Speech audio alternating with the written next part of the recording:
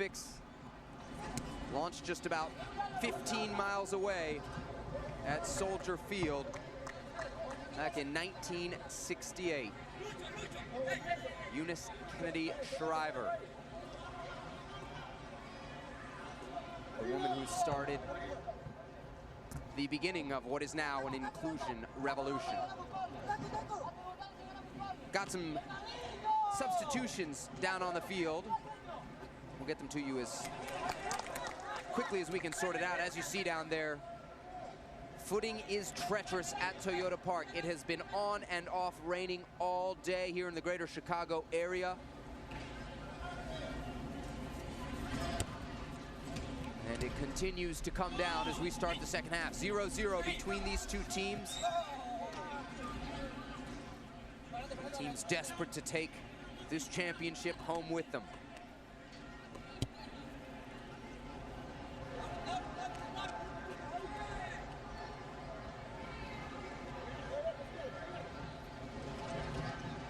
Brian Waman-Quispe. To Brian Aguas now, who sends it forward. Landazuri, you saw a lot of him in the first half. Very dangerous player, but kept in check by Uruguay.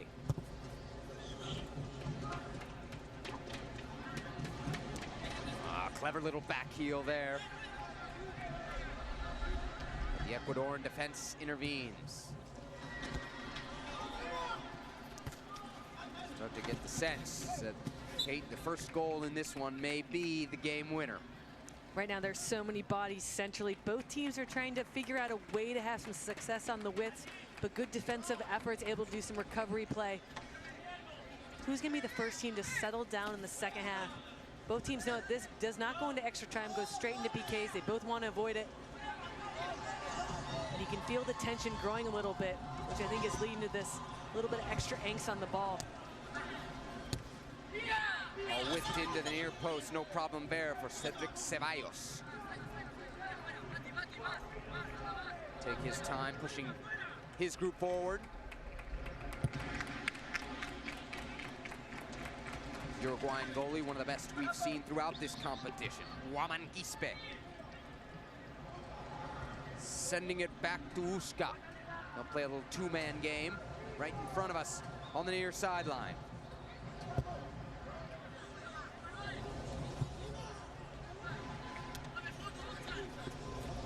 Ecuador. Don't know if you agree, Kate, perhaps being a little bit more direct as this game has worn on. I don't know if that has anything to do with the field conditions, but they were really pinging it around in the early going. Well, also there's been some substitutions. It takes times for Jaime Exact, number 15, coming into the game to slowly grow into it and build connection with the former players. Give it 5-10 minutes, that excitement, those nerves start to wear off. And he's been an integral part in all their passes. And ball whipped into the box, only half cleared, but fortunately for Uruguay, it'll fall to the very capable Alejandro Matos. Ball well flicked on by Brian Cruz. It'll fall to Barrero. Matias Barrero in the box. Matias Barrero, shot blocked. Two Ecuadorian players putting their body on the line to keep us scoreless. Beautiful, arching long ball, nearly picks out Landazuri, but he just couldn't corral it.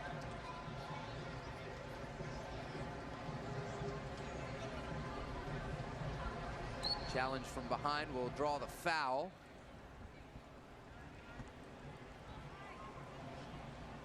I also think we're seeing a bit of fatigue. This is the biggest event any of these players have ever played in.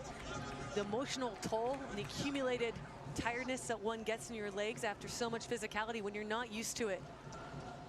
You can train all you want, but nothing can replace that psychological drain that happens when you're in a big pressure tournament. That's impacting the play a bit.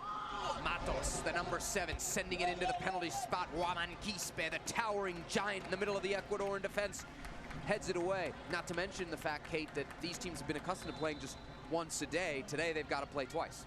And they had PKs, so you have that emotional toll. You're going to look to your partners who are also those psychological leaders on the field, communicating verbal, nonverbal. You can watch it right now, organizing off a long throw for Ecuador. mentioned the unified partners. When you talk to these coaches, of course they want their unified partners to be great players. That is important. But you ask about the other characteristics. What else matters?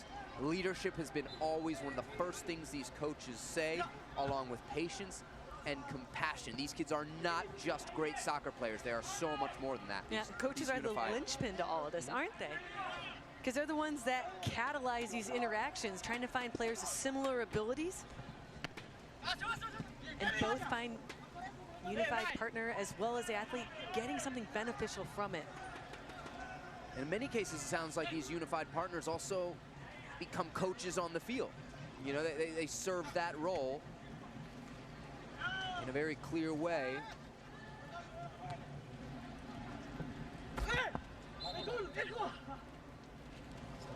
Shoulder-to-shoulder challenge on the near sideline.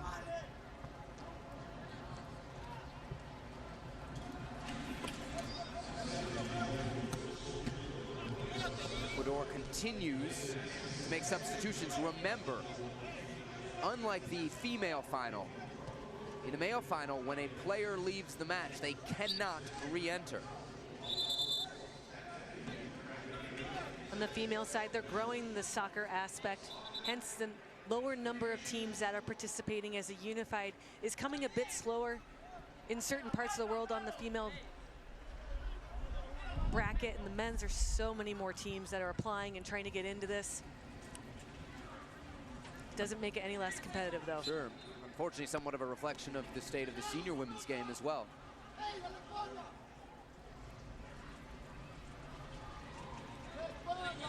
There has been an important change to note up top for Ecuador. Number 10, Edison Fernandez, is in the match.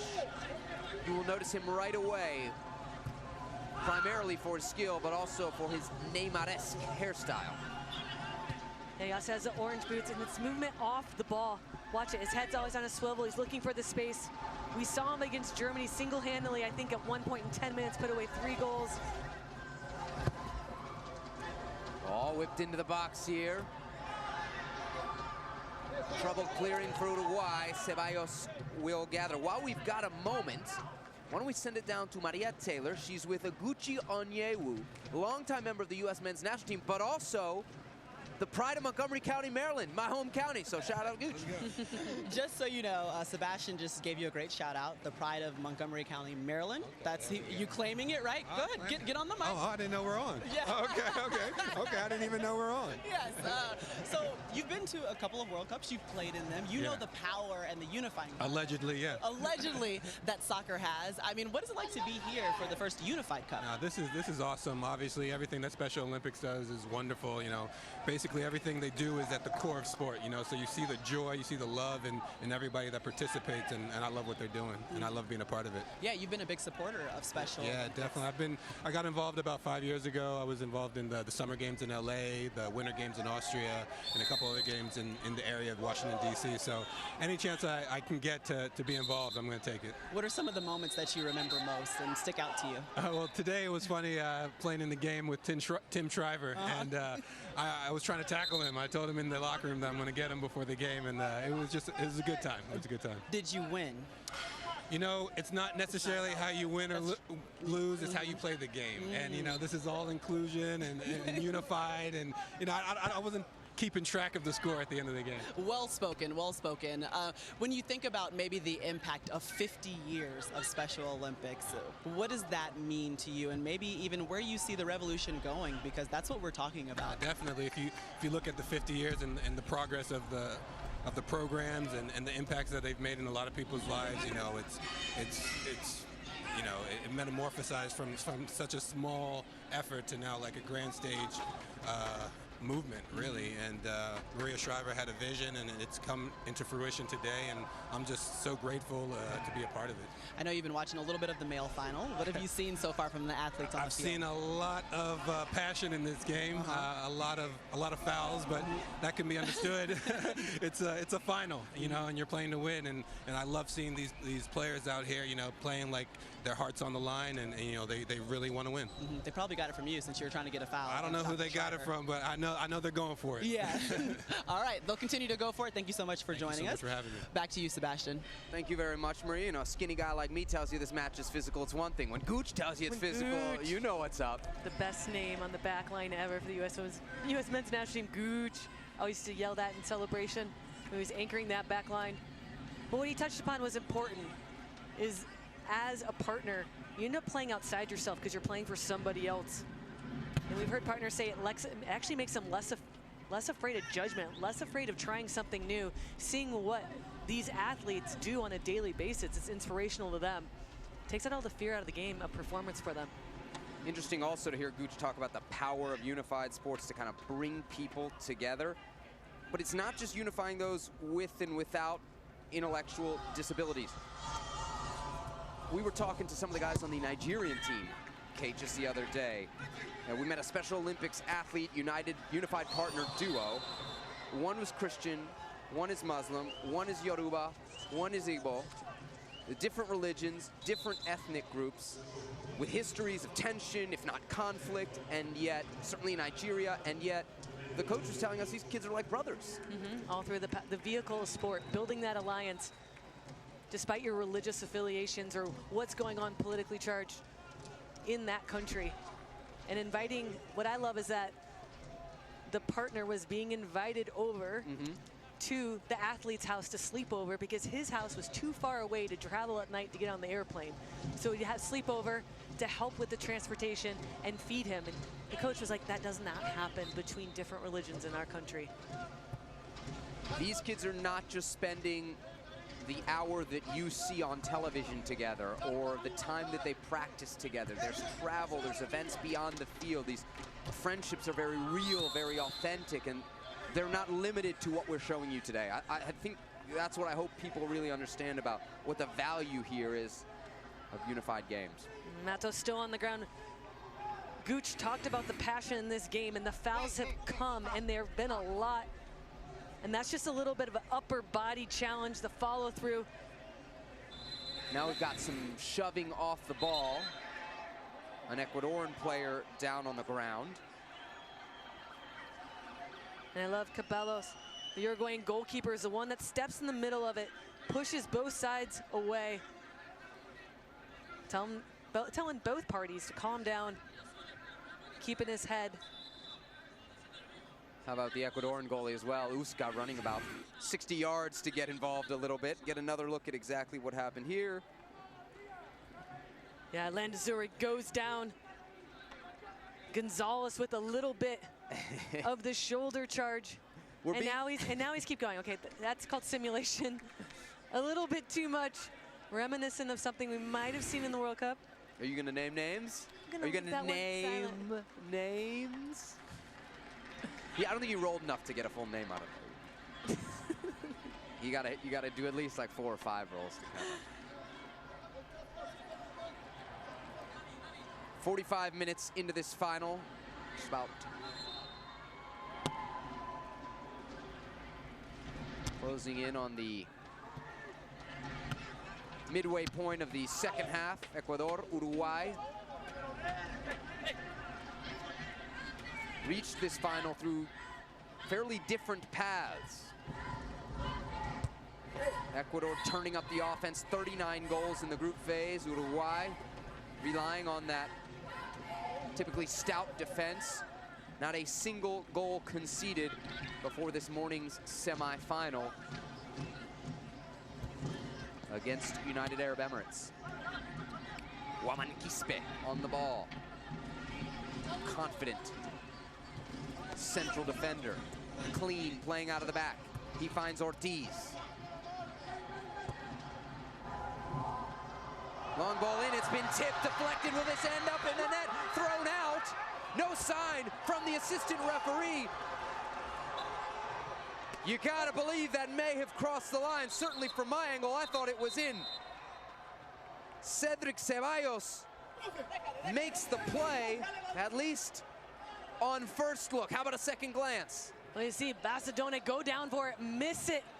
Ceballos thinks that Bacedone is gonna get it, doesn't. and calling for the goal. Whether or not the ball goes over the goal line, it's tough to call. Boy, if I'm an Ecuadorian fan, I want that goal, but the I'm going to say it's in, but if I'm a Uruguayan fan... Yeah, the video evidence doesn't necessarily obviously suggest that. Of course, there is no video replay here.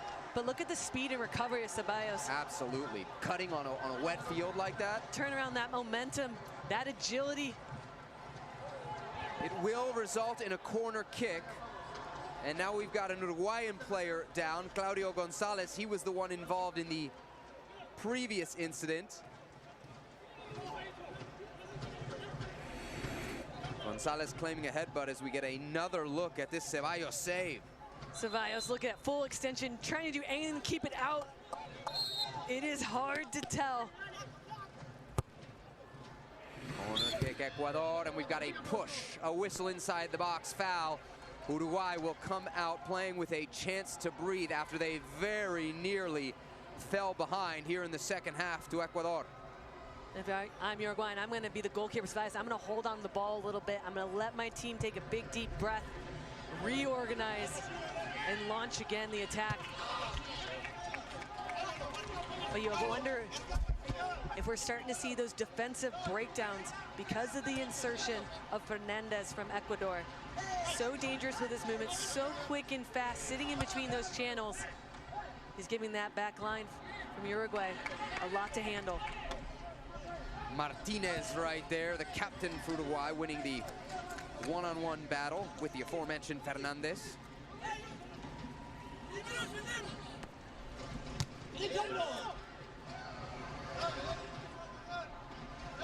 Kate Margraf, Sebastian Salazar with you here. We watch the second half of Special Olympics Unified Cup, the male final. Earlier today, Slovakia defeating Brazil 2-1 in the female final. Celebrating the 50th anniversary of Special Olympics and somewhat of a next phase for this brilliant organization. The idea of unified sports, fulfilling Special Olympics mission of inclusion, and not just inclusion, but meaningful inclusion.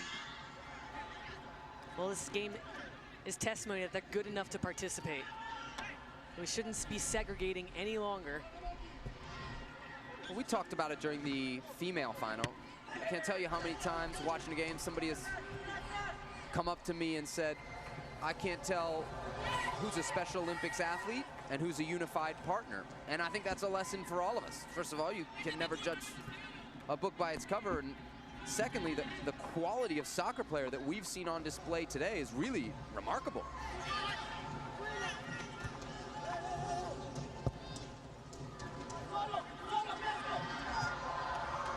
Beautiful long ball lofted in there by number 8 for Ecuador, Brian Aguas. But nobody on the receiving end. Usco right there, died it away, and then a little skill work by Guspe, left center back. The V. Expect that from somebody maybe a foot shorter than him, but those tall center backs, when they break out the foot skills. But just in the space that he did it, in order to have that composure, knowing that if you get that wrong, you are in the final third and your goalkeeper's out. If you make a mistake, that's a pretty high probability that's going to go in the back of the net. To have that presence of mind to pull that off and bypass pressure with a little bit of technique. That's what we've seen whole competition. Landazuri and Gonzalez doing battle on the near sideline right in front of us. The Uruguayan number 12, Gonzalez, comes away victorious in that one-on-one. Ecuador retaining possession though. Cristian Sornosa playing it into midfield. More beautiful, silky, simple, one-touch passing from Ecuador. They now open it up. Big tackle on the far sideline. Ball ricocheting off bodies, players on the ground. As we approach the final 10 minutes of this match.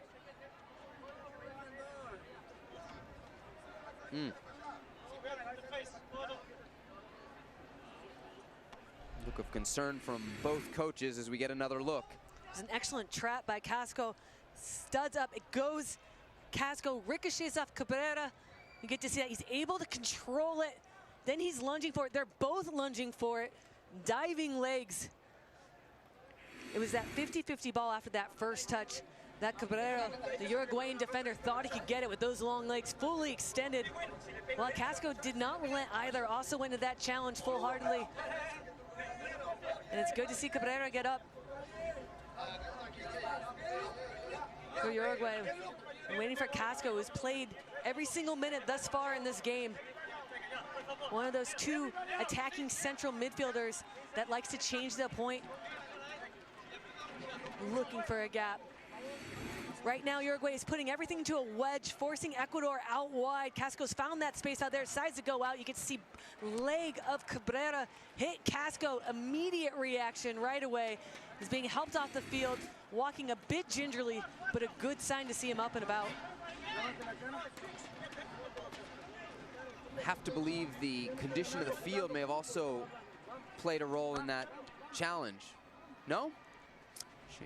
You can't see, but she's shaking her head at me. Didn't think you're gonna call me out. We've seen these challenges all game long. I think that was the first surprise that I had walking into this tournament and watching the games yesterday, where people were laying each other out. And it was actually the France-Uruguay game, the first game we walked into. It was, I mean, tackles that you're like... That, very noticeable, yeah. Yeah.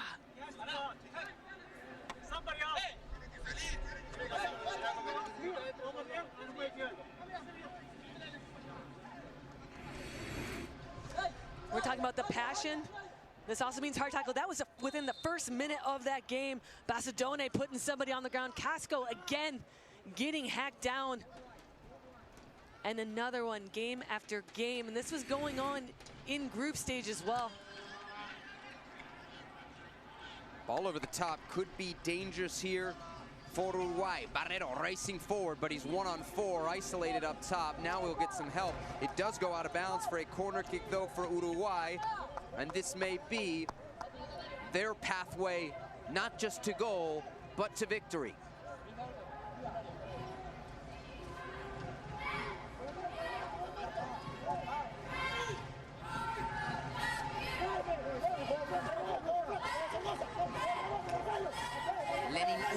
The Ecuadorian goalie barking out instructions to his defenders.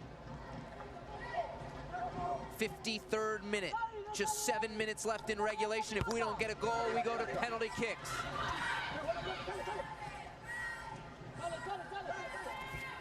Ball into the box, but cleared by Ecuador. Nice touch from Landazuri. Beautiful tackle by Cabrera. We saw him with that left-footed slide tackle that took out Casco all the way over, crossing channels in order to divert danger.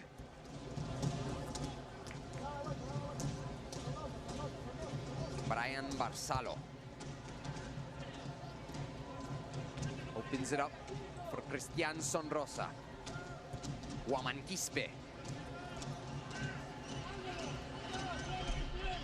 pushing forward. The tall center back finds Landazuri. Landazuri turning it up. Ecuador now with possession. Ball clipped in behind. Guaman Quispe! Guaman Quispe! ¡Viva Ecuador! ¡Viva Ecuador! 1-0!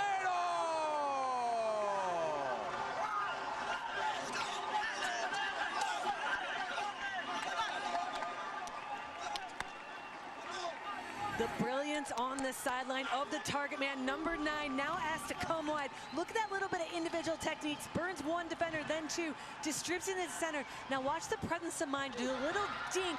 Guispe coming from center back with the delayed run makes it very difficult for any defender to know to pick him up. The little bit of a collecting touch mid-air away from the goalkeeper, Ceballos, allows Ceballos to fall on the ground. He finds a gap in between, able to do a quick little toe poke. And the center back, we saw the calm and the cool on the other side, pulling a V to bypass some pressure, able to convert on the other end. And now there's a melee in the middle of the field. Tensions are rising, tempers are flaring. We told you there was plenty of rivalry and no love lost between these two great nations from a footballing sense. They've met time and time again in critical CONMEBOL World Cup qualifiers, Copa America.